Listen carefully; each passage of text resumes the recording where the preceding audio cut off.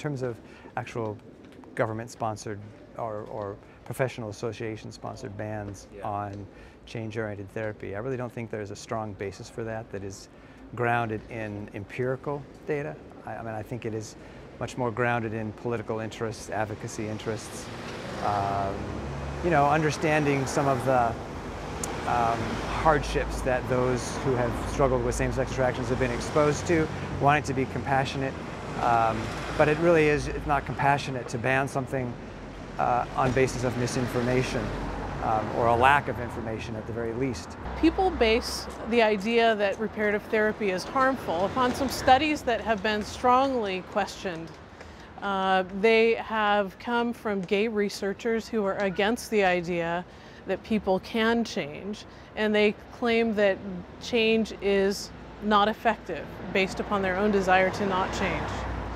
It's really an unfair judgment, and it's a very biased group of people asking the question and asserting harm.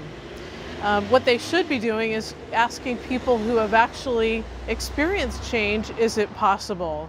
And those who are in the process, indeed, is it harmful? When those questions are asked, change and lack of harm have been found.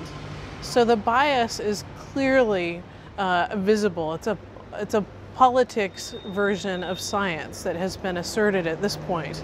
I think it's sometimes hard to debunk the myth that persons are born gay, because sometimes these attractions can be very difficult to deal with in life. And so a way of rationalizing it and explaining it and justifying the behavior is saying that there's no part of my involvement in this activity. But any activity based on innate desires involves a certain degree of human choice. We're not simply biological robots. We're not the sum total of our biological urges.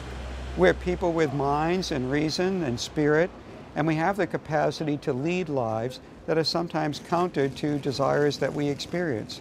And we even have some ability to be able to manage impulses and even to receive therapeutic help, renewing our minds in such a way in which we can experience reduction of intensity of the urges or even altering of the urges to some limited extent.